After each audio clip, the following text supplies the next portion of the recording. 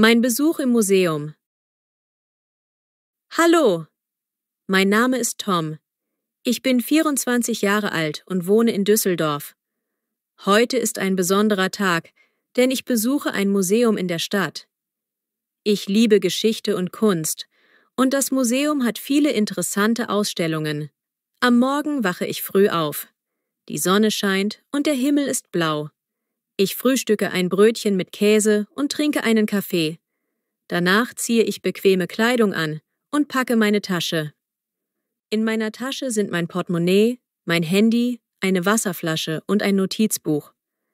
Ich möchte alles genau beobachten und später aufschreiben. Ich fahre mit der Straßenbahn zum Museum. Während der Fahrt sehe ich viele Menschen und bunte Häuser. Die Straßenbahn ist nicht sehr voll und ich höre leise Musik auf meinem Handy. Ich freue mich sehr, denn ich bin gespannt, was ich heute alles sehen werde. An der Haltestelle steige ich aus und gehe den kurzen Weg zum Museum. Das Gebäude ist groß und modern. Es hat viele Glasfenster und eine schöne Eingangshalle. Ich kaufe mein Ticket an einem Automaten. Das Ticket kostet 8 Euro. Dann betrete ich das Museum und fühle mich sofort neugierig. Im Museum gibt es viele verschiedene Ausstellungen. Zuerst gehe ich in den Raum für antike Kunst. An den Wänden hängen alte Gemälde und Skulpturen. Ich sehe eine schöne Statue aus dem antiken Griechenland. Sie ist aus Marmor und hat weiche, runde Formen.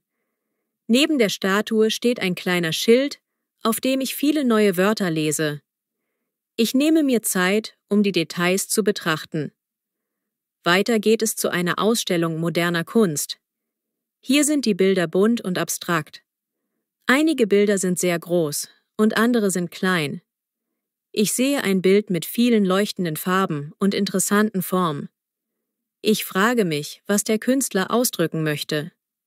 Im Notizbuch schreibe ich: Moderne Kunst kann verwirrend sein, aber auch sehr schön. Ich bleibe einen Moment lange vor diesem Bild stehen. Dann betrete ich einen Raum, in dem historische Kleidung ausgestellt ist. Auf Kleiderpuppen hängen alte Gewänder, Hüte und Schuhe. Ich sehe ein Kleid aus dem 18. Jahrhundert. Es hat feine Stickereien und elegante Muster. Neben dem Kleid steht ein Text, der erklärt, wie die Menschen früher gelebt haben. Ich finde es spannend, weil ich mehr über die Geschichte der Mode lernen möchte. Ich gehe weiter und finde einen kleinen Raum mit Ausstellungsstücken zur Technikgeschichte. Hier sind alte Telefone, Schreibmaschinen und sogar ein frühes Radio zu sehen. Ich bin überrascht, wie sehr sich die Technik verändert hat. Ein altes Telefon, das man in den 1950ern benutzte, fasziniert mich. Ich stelle mir vor, wie Menschen damals miteinander gesprochen haben, ohne Handys und Internet.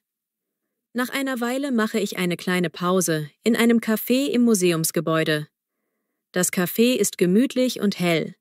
Ich bestelle einen Tee und ein Stück Apfelkuchen. Während ich esse, schaue ich aus dem Fenster und denke an all die interessanten Dinge, die ich gesehen habe. Ich spreche auch mit einer netten Frau, die neben mir sitzt. Sie sagt, dass sie das Museum oft besucht. Wir unterhalten uns über die verschiedenen Ausstellungen und tauschen unsere Meinungen aus. Erfrischt und glücklich setze ich meinen Rundgang fort. Ich besuche nun eine Sonderausstellung, die sich mit der Geschichte der Stadt Düsseldorf beschäftigt. Hier sind alte Fotografien, Karten und Erinnerungsstücke zu sehen. Ich lerne, dass Düsseldorf früher eine kleine Stadt war, die mit der Zeit viel gewachsen ist. Viele Bilder zeigen das alte Stadtbild und die Menschen, die dort gelebt haben. Ich mache Fotos von den interessanten Exponaten, um sie später meinen Freunden zu zeigen. Im nächsten Raum gibt es interaktive Stationen. Man kann auf Bildschirmen Informationen abrufen und kurze Videos anschauen. Ich tippe auf einen Bildschirm, um mehr über die Geschichte der Kunst zu erfahren. Das Video zeigt, wie Künstler in verschiedenen Zeiten gearbeitet haben. Ich finde es sehr lehrreich und spannend. Mit einem Lächeln im Gesicht schreibe ich in mein Notizbuch: Das Museum ist wie eine Zeitreise. Zum Schluss besuche ich noch den Museumsshop. Hier gibt es Bücher, Poster, kleine Andenken und vieles mehr. Ich schaue mich um und finde ein kleines Poster mit einem Bild der antiken Statue, die mir besonders gefallen hat. Ich kaufe das Poster als Erinnerung an diesen schönen Tag. Außerdem sehe ich ein Buch über die Geschichte Düsseldorfs, das ich mir gerne zu Hause genauer anschauen möchte. Bevor ich das Museum verlasse, gehe ich noch einmal durch die große Eingangshalle. Ich blicke zurück und denke an all die interessanten Ausstellungen, die ich gesehen habe. Das Museum hat mir viel Freude und neue Erkenntnisse gebracht. Ich fühle mich inspiriert und dankbar für die Möglichkeit, so viel zu lernen. Auf dem Rückweg fahre ich wieder mit der Straßenbahn. Ich sitze am Fenster und schaue den vorbeiziehenden Menschen zu. Ich höre leise Musik und denke an die schönen Momente in dem Museum. Zu Hause angekommen, setze ich mich an meinen Schreibtisch und schaue mir die Fotos und Notizen an, die ich gemacht habe. Ich schreibe in mein Tagebuch: Heute war ein wundervoller Tag im Museum. Ich habe viel über antike und moderne Kunst, alte Kleidung und Technik gelernt. Es war, als ob ich eine Reise in die Vergangenheit gemacht hätte. Ich freue mich schon auf meinen nächsten Museumsbesuch. Dann schließe ich mein Tagebuch, trinke einen letzten Schluck Tee und gehe ins Bett. Ich träume von schönen Bildern und interessanten Geschichten aus der Vergangenheit. Gute Nacht, liebes Museum. Bis bald. Ein Ausflug in den Wald. Hallo, mein Name ist Paul. Ich bin 23 Jahre alt und wohne in Stuttgart. Heute ist ein sonniger Samstag und ich habe frei. Ich liebe die Natur und deshalb habe ich beschlossen, einen Ausflug in den Wald zu machen. Am Morgen wache ich früh auf. Die Sonne scheint und der Himmel ist blau. Ich frühstücke ein Butterbrot und trinke einen Kaffee. Danach ziehe ich bequeme Kleidung an, ein T-Shirt, Jeans und Wanderschuhe. Ich packe einen kleinen Rucksack. In meinem Rucksack sind eine Wasserflasche, ein Apfel, ein Sandwich, eine Decke und mein Handy. Außerdem nehme ich eine Kamera mit, um schöne Fotos zu machen. Ich fahre mit dem Bus zum Waldrand. Die Busfahrt dauert etwa 20 Minuten. Während der Fahrt schaue ich aus dem Fenster und sehe viele grüne Felder und kleine Dörfer. Die Landschaft macht mich glücklich. Am Busbahnhof steige ich aus und gehe zu Fuß in den Wald. Der Eingang zum Wald ist ein kleiner bemooster Weg. Überall stehen hohe Bäume und ich höre die Vögel zwitschern. Ich atme tief ein und fühle, wie die frische Luft meine Lungen füllt. Es ist ruhig und friedlich. Ich folge einem schmalen Pfad, der sich zwischen den Bäumen hindurch schlängelt. Auf dem Weg sehe ich viele Blumen. Gelbe Margeriten, rote Mohnblumen und blaue Kornblumen. Ich bleibe manchmal stehen, um die schönen Farben zu bewundern und ein paar Fotos zu machen. Nach einer halben Stunde Wandern komme ich zu einer kleinen Lichtung. Auf der Lichtung gibt es eine Bank und einen kleinen Bach, der leise plätschert. Ich setze mich auf die Bank, trinke einen Schluck Wasser und esse einen Apfel. Der Moment ist sehr ruhig und entspannend. Ich höre das Rauschen der Blätter im Wind und das Zwitschern der Vögel. Nachdem ich mich ein wenig ausgeruht habe, stehe ich wieder auf und laufe weiter. Ich folge einem neuen Weg, der mich tiefer in den Wald führt. Plötzlich höre ich ein Rascheln im Unterholz. Ich schaue vorsichtig in die Richtung und sehe ein Reh. Das Reh steht still und schaut mich an. Ich lächle und mache ein Foto. Es ist ein besonderer Moment, denn ich habe noch nie ein Reh so nah gesehen. Ich laufe weiter und entdecke viele interessante Dinge. Am Boden liegen bunte Blätter und kleine Eicheln. Ich sammle ein paar Eicheln in meine Tasche, um sie als Andenken mitzunehmen. Auch höre ich das Summen der Bienen, die an wilden Blumen arbeiten. Der Wald ist lebendig und schön. Nach einiger Zeit erreiche ich einen Bach, der durch den Wald fließt. Das Wasser ist klar und kühl. Ich ziehe meine Schuhe aus und gehe vorsichtig ins Wasser. Das kühle Nass fühlt sich erfrischend an und ich laufe ein paar Meter am Ufer entlang. Es macht Spaß, barfuß im Wasser zu stehen, während ich das Rauschen des Baches höre. Danach setze ich mich auf eine große Steinbank nahe dem Bach. Ich breite meine kleine Decke aus und setze mich darauf. Ich esse mein Sandwich und lese ein paar Seiten in meinem Lieblingsbuch. Die Sonne scheint durch die Baumwipfel und es ist angenehm warm. Ich höre den Klang des Wassers und fühle mich ganz ruhig und zufrieden. Nach dem Essen beschließe ich, einen weiteren Teil des Waldes zu erkunden. Ich packe meine Sachen zusammen und laufe einen schmalen Pfad entlang, der an einem alten Baum entlang führt. Auf diesem Weg entdecke ich kleine Pilze, die zwischen den Wurzeln wachsen. Ich halte kurz an, um die verschiedenen Formen und Farben zu betrachten. Die Natur zeigt mir ihre Vielfalt. Auf meinem Weg treffe ich auch andere Menschen. Eine Familie mit kleinen Kindern macht ein Picknick auf einer großen Wiese. Die Kinder spielen mit einem Ball und die Eltern sitzen auf einer Decke. Ich lächle, als ich die fröhlichen Gesichter sehe. Ein älterer Herr spaziert mit seinem Hund. Der Hund rennt fröhlich umher und der Herr winkt mir freundlich zu. Es fühlt sich so an, als ob alle hier die gleiche Freude an der Natur teilen. Ich wandere weiter und erreiche einen Aussichtspunkt.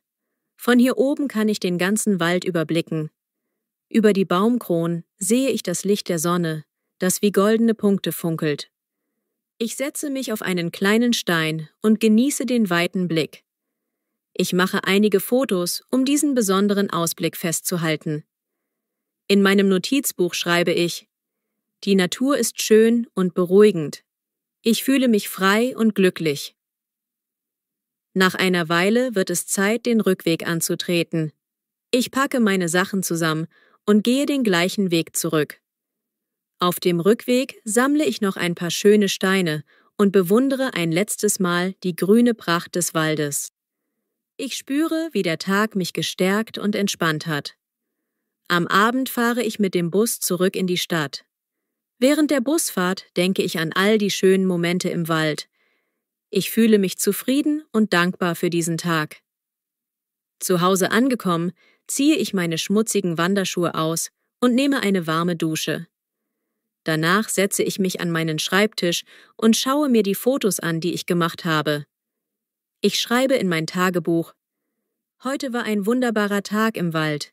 Ich habe die Ruhe der Natur genossen, ein Reh gesehen, im Bach gewandert und einen wunderschönen Ausblick erlebt.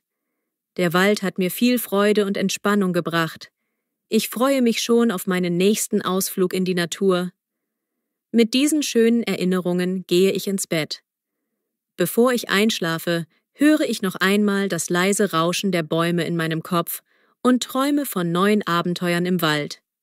Gute Nacht, lieber Wald. Bis bald. Das Familienfest. Hallo, mein Name ist Maria. Ich bin 25 Jahre alt und wohne in München. Heute ist ein besonderer Tag, denn meine Familie feiert ein großes Familienfest. Alle meine Verwandten kommen zusammen. Es ist ein sonniger Tag und ich bin sehr glücklich. Meine Eltern bereiten seit Tagen alles vor. Die Großeltern, Tanten, Onkel und Cousins sind eingeladen. Wir treffen uns im Garten unseres Elternhauses. Der Garten ist groß und schön. Es gibt viele bunte Blumen, einen kleinen Spielplatz und einen Grill. Am Morgen helfe ich meiner Mutter in der Küche.